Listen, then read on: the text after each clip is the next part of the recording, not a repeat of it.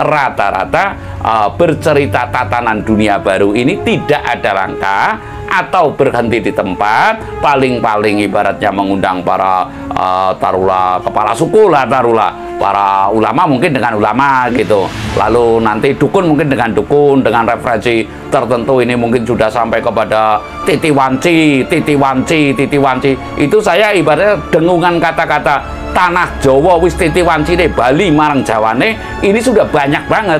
Namun ketika disuruh melangkah, ya itu saya ya nggak bisa. Saya paling ya hanya mampu berdoa. Emangnya perjuangan ini cukup doa? Tapi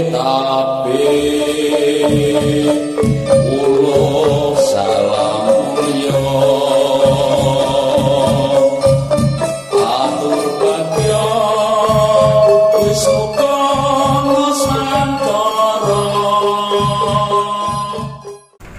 Hong wilahing jati nugoni ajat jati leluhur Nusantara tabe uluk salam mulia.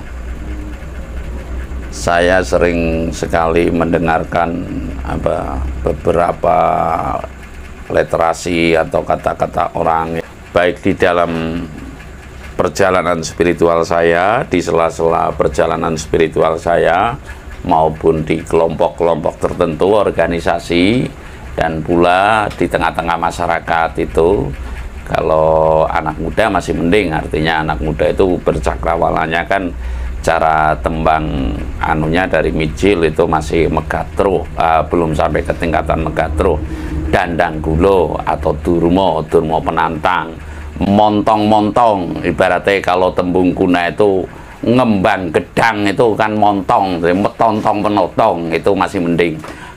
Karena anak muda, sebab anak muda juga banyak yang sekarang itu cakrawalannya itu luas, dan lalu menginginkan tatanan dunia baru sesuai dengan agendanya, agenda pribadi maupun agenda literasi yang dia dapati gitu. Artinya sebisa asanya dengan menggelora, dengan semangat ikut serta bercerita tentang tatanan dunia baru. Lah saya akan mengatakan bahwasanya tatanan dunia baru mesti tertata dalam perasaannya.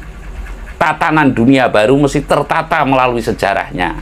Tatanan dunia baru mesti mengenali beberapa sudut pandang. Artinya saya mengatakan bahwasanya Bung Karno dulu memerdekakan bangsa telah sampai pada pintu gerbang. Ya, artinya pintu gerbang. Artinya pintu gerbang ini adalah merupakan tonggak awal. Lah kalau sudah ada pintu gerbang, baru dibangunkan pintu gerbang, otomatis kita tinggal membangun rumahnya. Lah rumah yang tertuju oleh pendiri bangsa ini, terutama Bung Karno, adalah tatanan dunia baru. Lah ini sudah kompleks sekali ya, banyak yang menceritakan di sudut atas mungkin para pejabat sampai dengan rakyat, sampai dengan para dukun, para kiai gitu yang meramalkan ini itu. Lah saya, pengamatan saya maksudnya akan mengatakan bukan berarti saya tuh menyinyiri, bukan, tapi yang saya temui itu, mohon maaf,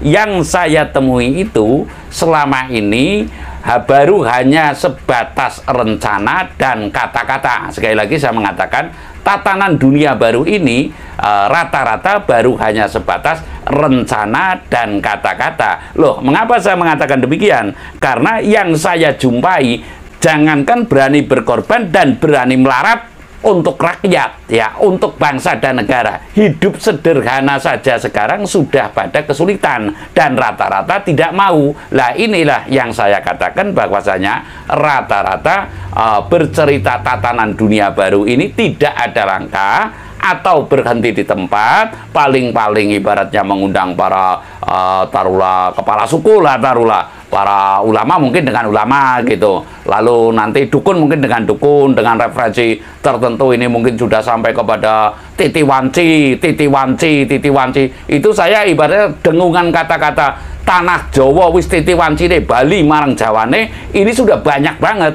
Namun ketika disuruh melangkah, ya itu saya ya nggak bisa. Saya paling ya hanya mampu berdoa. Emangnya perjuangan ini cukup doa? emangnya perjuangan tatanan dunia baru ini cukup doa? Artinya mesti harus memahami berbagai sudut pandang. Contoh, saya mengenali sejarah. Sejarahnya ini Indonesia merdeka hanya pada tahap mengantar pada pintu gerbang. Lalu kita tatanan dunia baru, semestinya kita membangun rumah. Lah, untuk memerdekakan bangsa yang saya maksud, itu saja pengorbanannya itu taruhlah tidak tanggung-tanggung sampai berkorban nyawa. Lah, ini tinggal membangun tatanan dunia baru. Mungkinkah hanya selesai oleh cerita? Mungkinkah hanya selesai oleh tapa berata? Lah, yang saya maksud artinya ini kita mesti secara seksama untuk saling mengisi, tidak saling egoistis. Artinya kalau saya secara terang-terangan, kalau saya mengupayakan dari segi, mohon maaf taruhlah, nggak usah dipercaya, dari segi bagaimana tatanan dunia baru bisa terwujud, karena tatanan dunia baru ini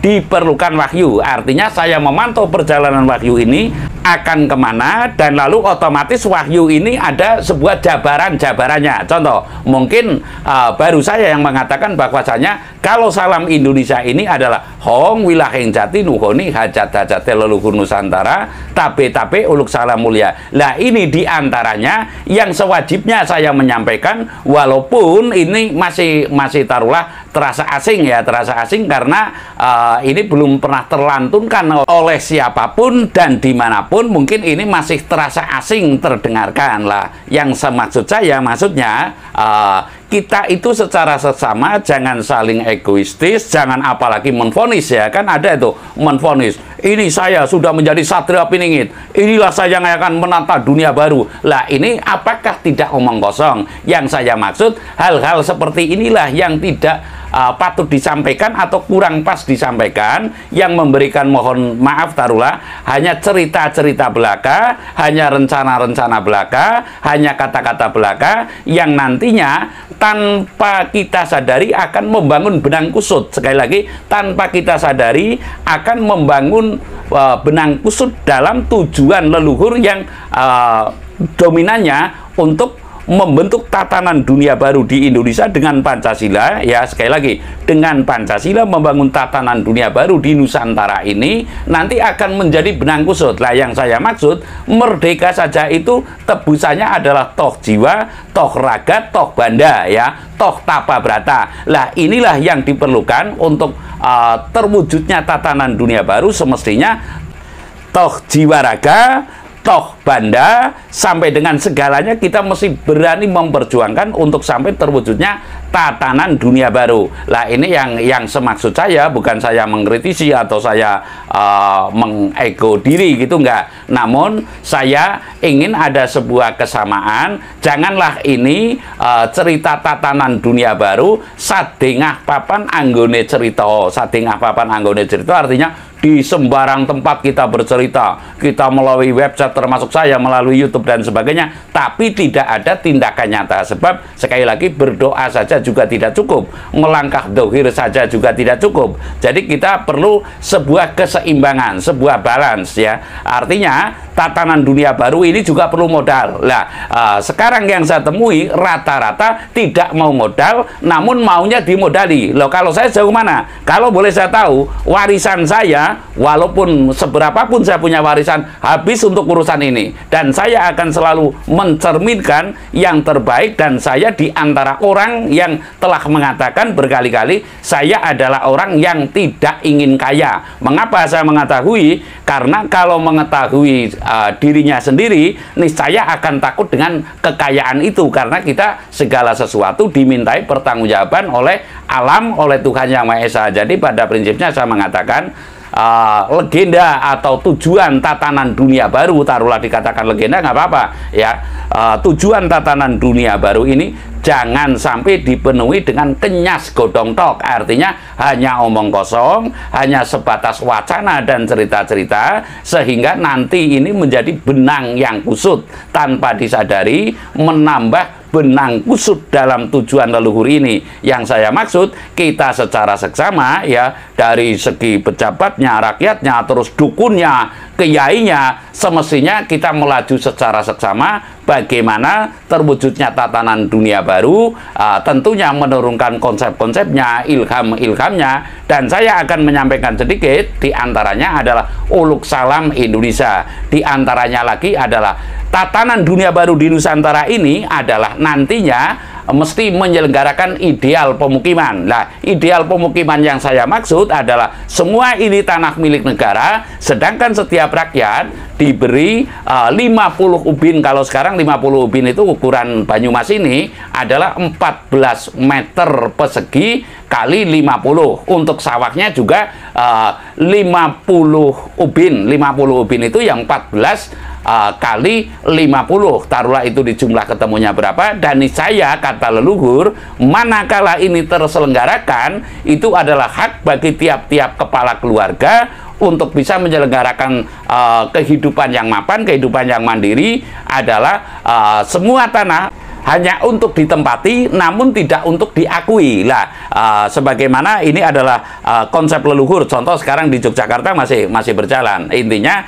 dalam porsi saya ini membangun tatanan dunia baru, saya menurunkan ilham-ilham tertentu untuk menuju kepada tatanan dunia baru, dan satu saat akan saya sodorkan ini loh konsep sebagian yang saya dapatkan dari perjalanan lelaku saya. Jadi porsi saya itu jelas, saya tidak akan mendominasi dengan keinginan yang menggebu-gebu, ingin menjadi pemimpin, ingin menjadi nomor 1 di Indonesia ini. Niscaya saya adalah bukan tipe yang demikian, namun saya akan andil atas ilham-ilham tertentu, akan saya sodorkan kepada siapapun yang mau dan siapapun yang terkodrat nanti, walaupun melalui surat ya, saya akan menyampaikan ini loh di antara ilham Indonesia, dan bahkan sudah ada yang saya kodifikasikan menjadi sebuah buku, judulnya Buku Negara Pecah Metrik. Di situ saya mengkaryakan bahwasanya estimasi dan presentasi negara suci Nusantara. Lah kan ini berlebihan kalau saya itu.